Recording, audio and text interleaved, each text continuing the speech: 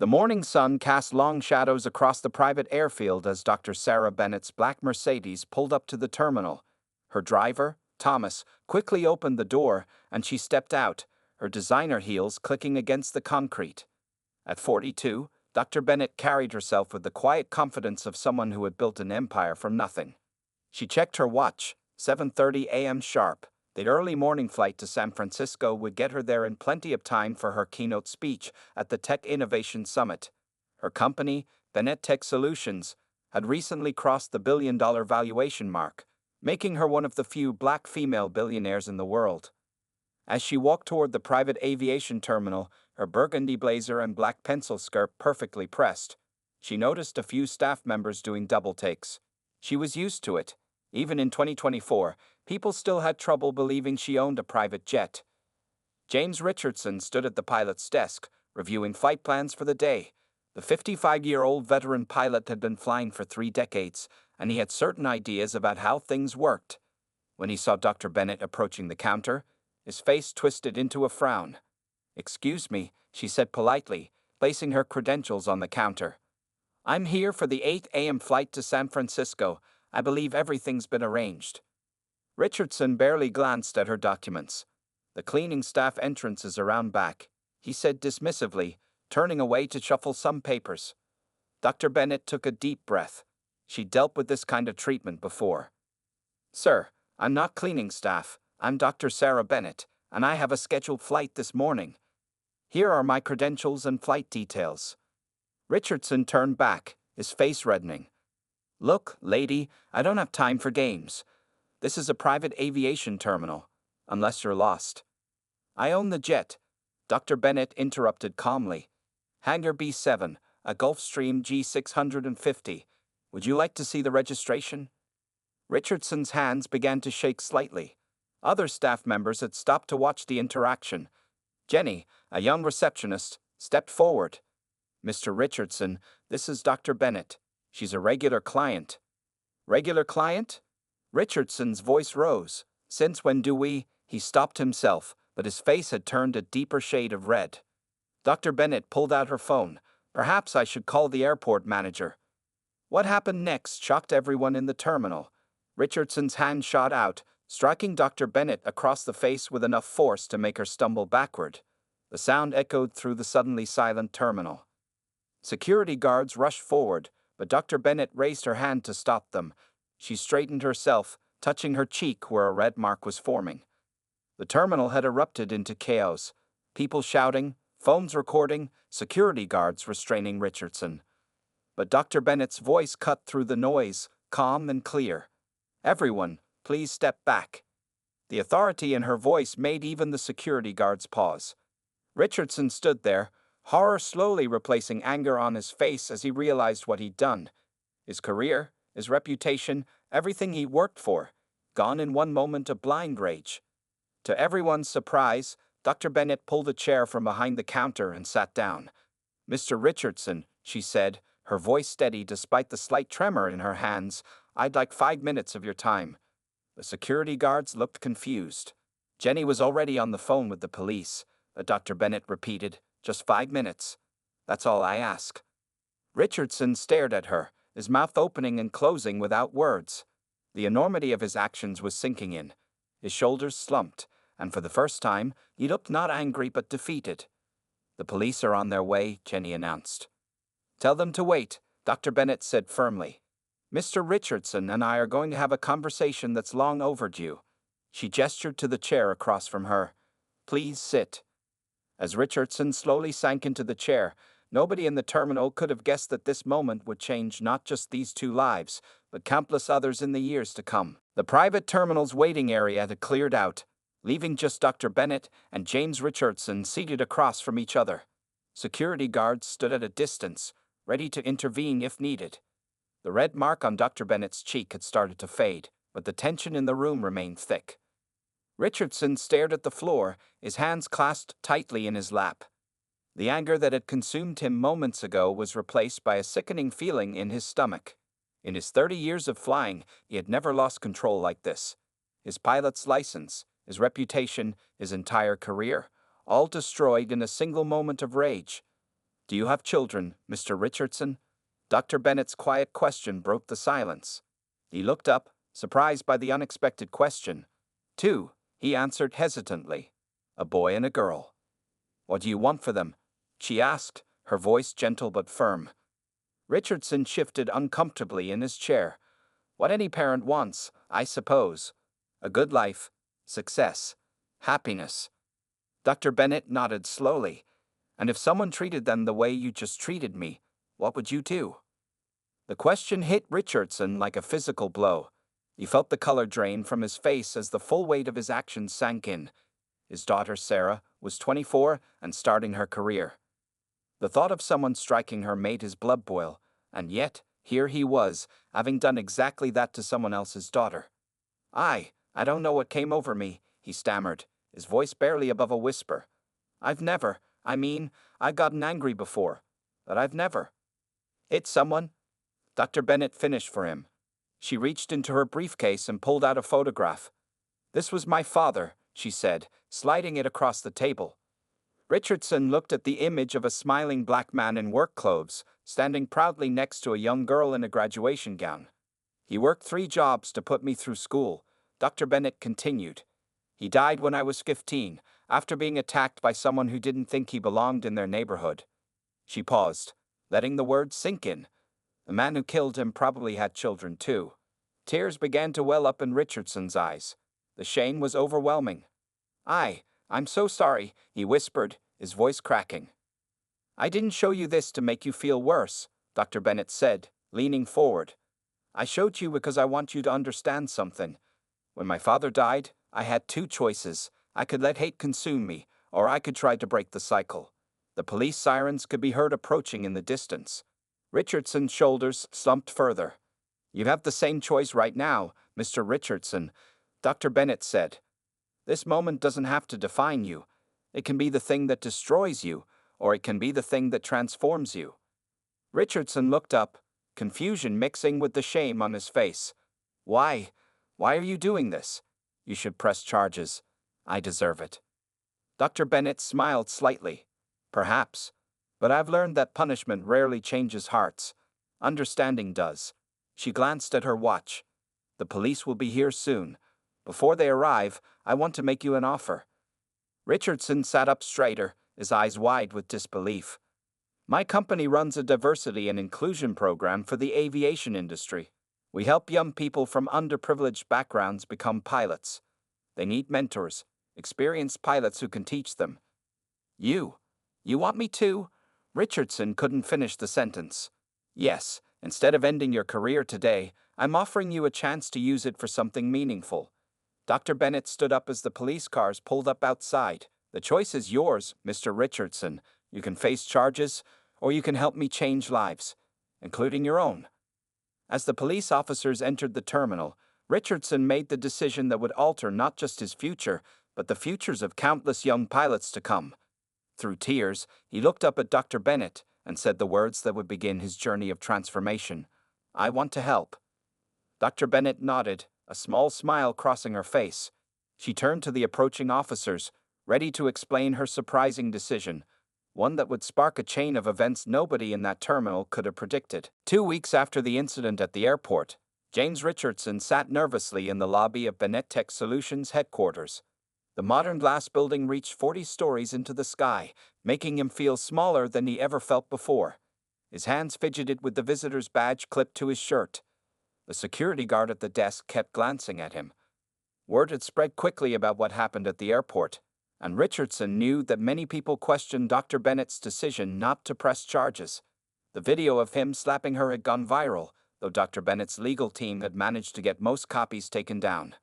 Mr. Richardson. A young black woman in a smart business suit approached him. I'm Lisa Thompson, Dr. Bennett's assistant. She's ready to see you now.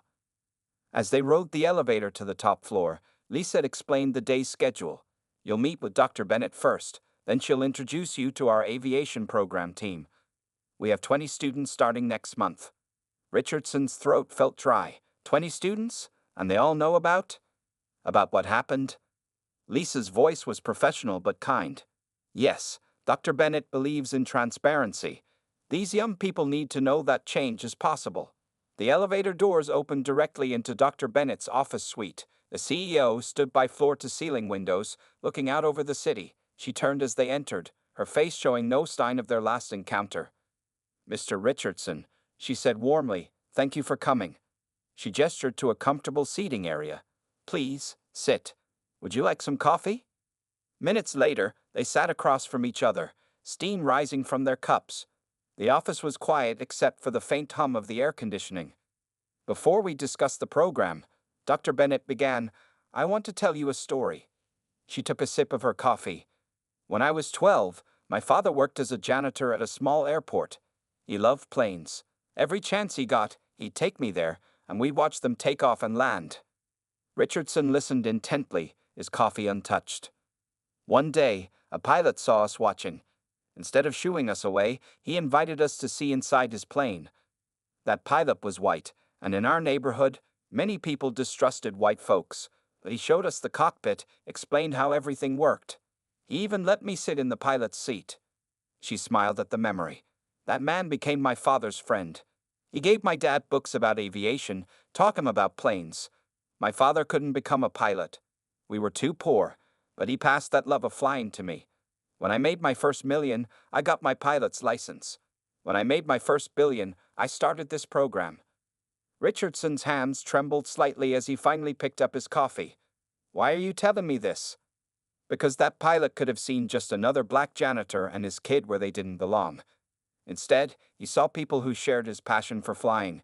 He changed our lives with that simple choice." Dr. Bennett leaned forward. "You made the wrong choice 2 weeks ago, but today you have the chance to make the right one, over and over again." She pressed a button on her desk, and a screen lowered from the ceiling. Pictures of 20 young faces appeared. Black, Hispanic, Asian, from different backgrounds, but all sharing the same dream in their eyes.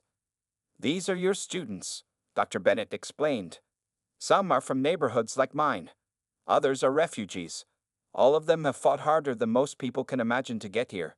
They need more than just a flight instructor, Mr. Richardson. They need someone who understands that prejudice can be unlearned, that people can change."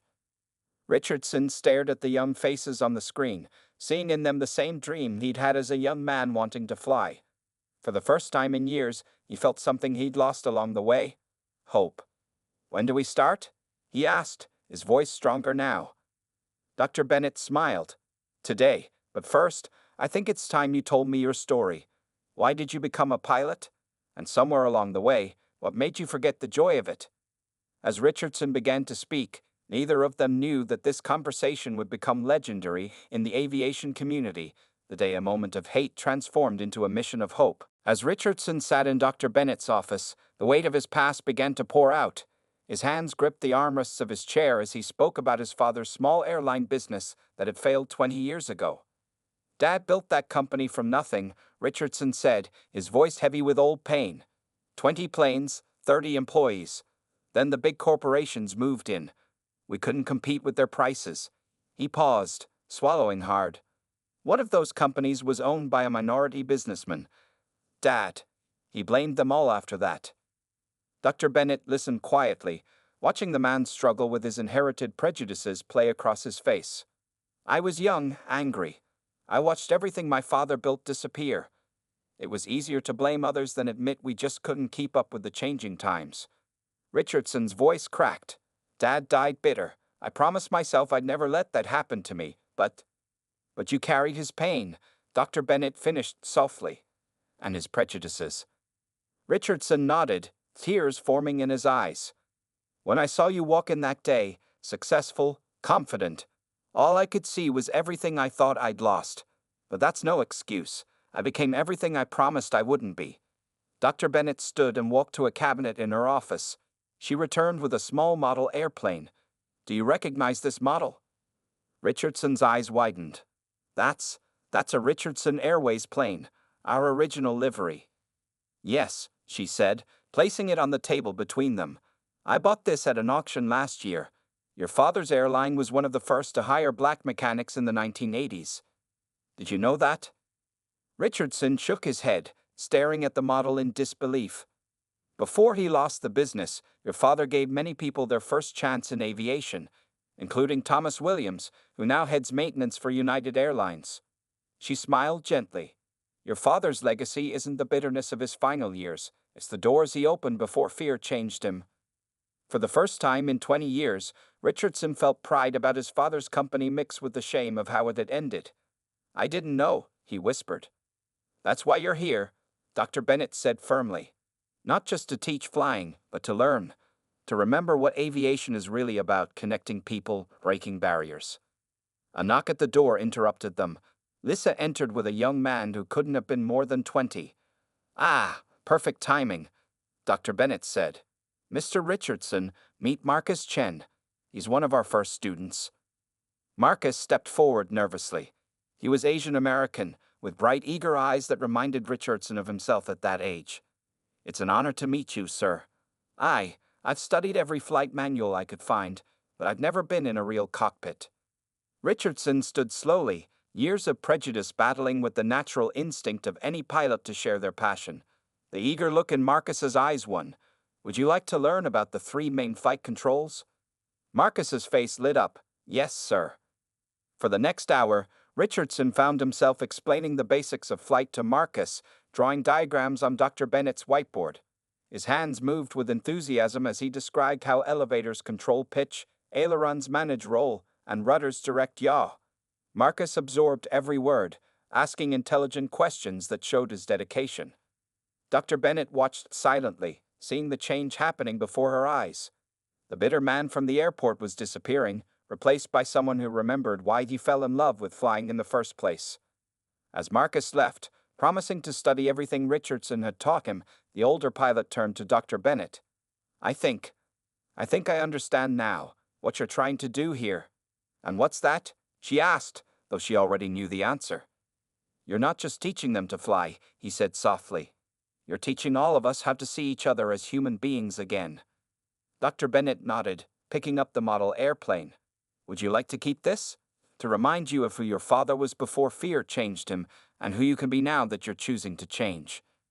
Richardson took the model carefully, holding it like a precious treasure. The path ahead would be challenging, but for the first time in decades, he felt like he was finally flying in the right direction. 1 month into the training program, Richardson stood in front of his class of 20 students at Bennett Tech's private hangar. The morning sun streamed through the large windows, highlighting the eager faces before him. Each student wore a crisp white shirt with the program's logo, a rising phoenix with spread wings. Today is a special day, Richardson announced, his voice carrying across the hangar. You're going to experience your first flight simulation. He watched their faces light up with excitement. Over the past month, he had learned all their names, their stories, their dreams. There was Marcus Chen, whose parents ran a small restaurant and worked 16-hour days to support his aviation dreams. Maria Rodriguez, a former refugee who crossed 3 countries to reach America. David Williams, a young black man from the same neighborhood where Dr. Bennett grew up. As Richardson guided them toward the advanced flight simulator at the back of the hangar, he caught his reflection in a window. The angry, bitter man from a month ago seemed like a stranger now. His students had taught him more than he could ever teach them. Mr. Richardson? Maria raised her hand. I'm nervous. What if I make a mistake? He smiled, remembering his own first time in a simulator. Making mistakes is how we learn, Maria. That's why we practice here first. He patted the simulator's door. Who wants to go first? To everyone's surprise, David, usually the quietest student, stepped forward. I'll try, sir. As David settled into the simulator's seat, Richardson noticed Dr. Bennett quietly entering the hangar. She stood at the back, watching the scene unfold. Their eyes met briefly, and she gave him an encouraging nod. All right, David, Richardson said, leaning over the controls. Remember what we learned about pre-flight checks? David's hands moved confidently over the instruments, calling out each check just as Richardson had taught them. The other students gathered around, watching intently. When David finally pushed the throttle forward, the simulator's screen showed a perfect takeoff. Excellent, Richardson exclaimed. That's one of the smoothest first takeoffs I've seen. David beamed with pride. My grandfather was a Tuskegee airman, he said quietly. He used to tell me stories about flying, I never thought I'd get to follow in his footsteps." Richardson felt something catch in his throat. Just weeks ago, he might have dismissed David's dreams. Now, he saw the legacy of courage and determination sitting in that simulator. After each student had their turn, Dr. Bennett stepped forward to address the class. "I see great potential in all of you," she said. "Mr. Richardson has told me about your progress, and I'm impressed." She turned to Richardson. "In fact, I have an announcement. Bennett Tech is expanding the program. We're adding 5 more simulators and hiring more instructors." She smiled. "Mr. Richardson, we'd like you to be the head instructor." The students burst into applause. Richardson stood speechless, overwhelmed by the trust being placed in him. But Dr. Bennett continued, "First, I think it's important that the students know the full story." She looked at Richardson meaningfully. "They should know how you and I met, and how people can change."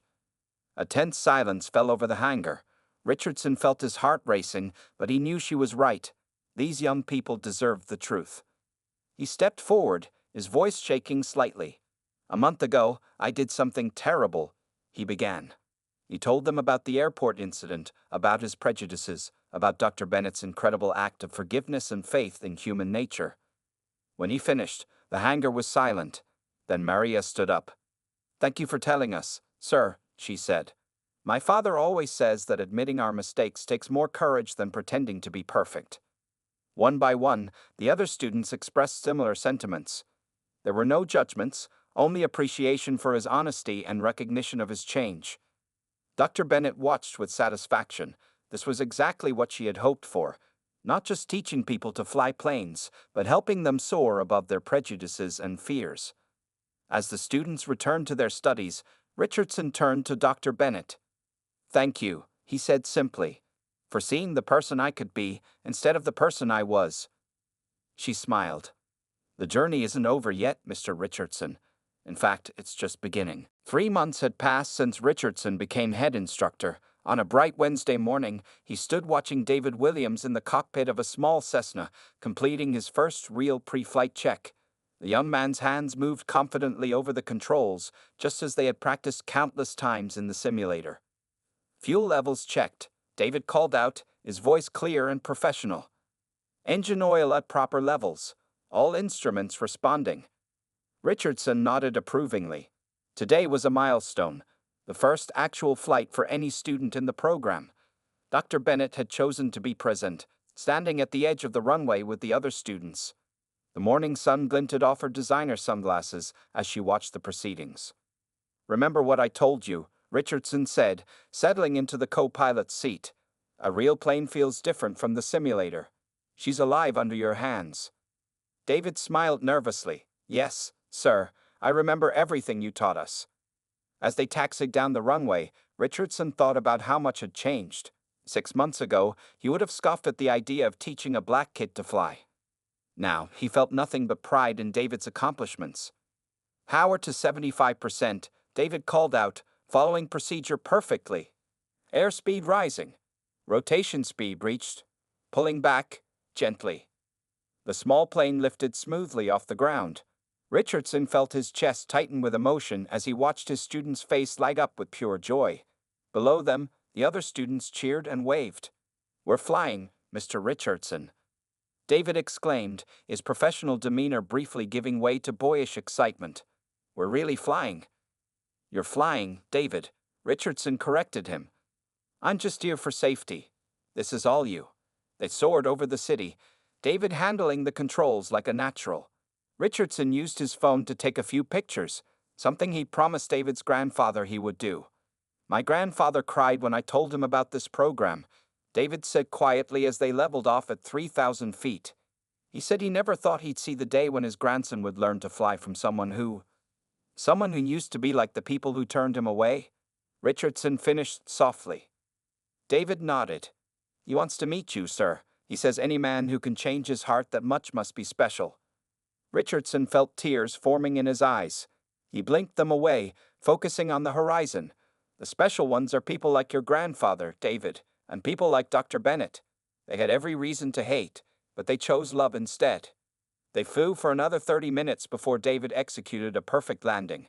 As they taxied back to the hangar, they saw that a small crowd had gathered. News cameras were present. Dr. Bennett had arranged for local media to cover this milestone moment. Maria rushed forward as they climbed out. "David, that was amazing. I can't wait for my turn next week." Dr. Bennett approached with a dignified elderly man walking beside her. David's face lit up. "Grandpa, you came." The old man, wearing a Tuskegee Airman cap, hugged his grandson tightly. Then he turned to Richardson, extending his hand. "James Richardson, I'm Harold Williams. I wanted to be here for this moment." Richardson shook the offered hand, feeling the weight of history in that simple gesture. "Mr. Williams, it's an honor." "When I was young," Harold said, his voice carrying years of both pain and wisdom, "they said people couldn't change. That hate was permanent. Today, my grandson flew with you and proved them wrong." Dr. Bennett watched the scene with satisfaction. This was exactly what she had envisioned. Not just teaching people to fly, but breaking down the barriers that had kept them grounded for so long. Later that evening, as Richardson sat in his office completing David's flight log, he found himself looking at the model of his father's airplane, the one Dr. Bennett had given him.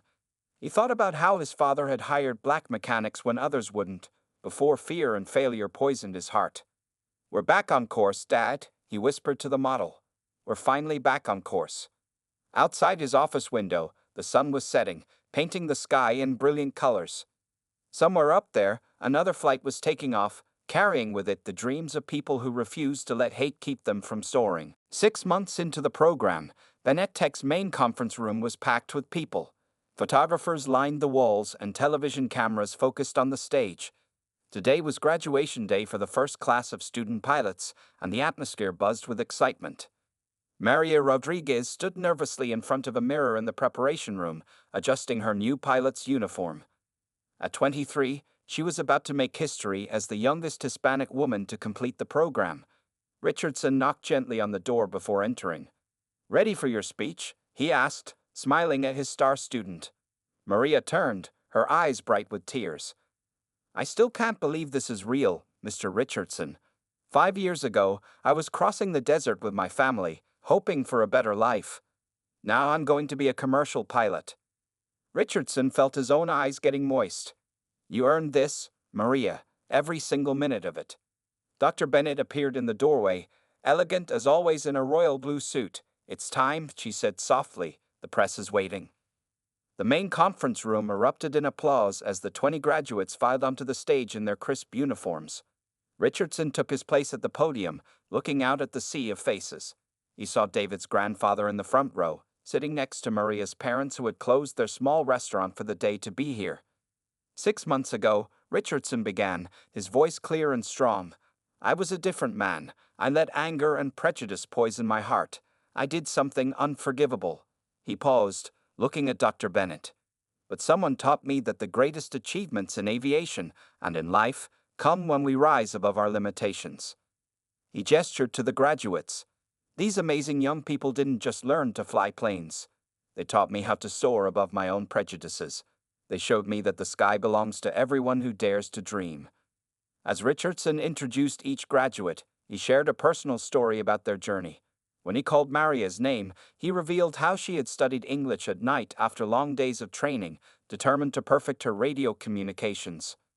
Maria stepped to the podium, her voice trembling slightly. "When I was little, watching planes fly over our village in Guatemala, I never imagined I would one day pilot one. My father told me, 'Maija, in America, anything is possible.' Today, thanks to Dr. Bennett and Mr. Richardson, I know he was right." The ceremony continued with each graduate receiving their wings. When David Williams walked across the stage, his grandfather stood up, tears streaming down his face. The moment captured by photographers would later appear in national newspapers, a Tuskegee Airman watching his grandson follow in his footsteps. Dr. Bennett delivered the closing speech. "Today marks more than just a graduation," she said. "It marks a transformation. These graduates have shown us that when we give people wings, they can fly higher than hatred, soar above prejudice, and reach heights we never thought possible." She turned to Richardson. "And sometimes, the greatest transformation happens in the most unexpected ways. Mr. Richardson, would you join me?"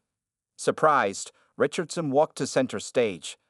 Dr. Bennett continued, "Today, I'm announcing the creation of the Richardson Bennett Fellowship for Aviation Diversity. Every year, 50 new students will receive full scholarships to our program." The room burst into applause. Richardson stood speechless as Dr. Bennett handed him a plaque. "Sometimes," she said, loud enough for only him to hear, "our worst moments can lead to our finest hours."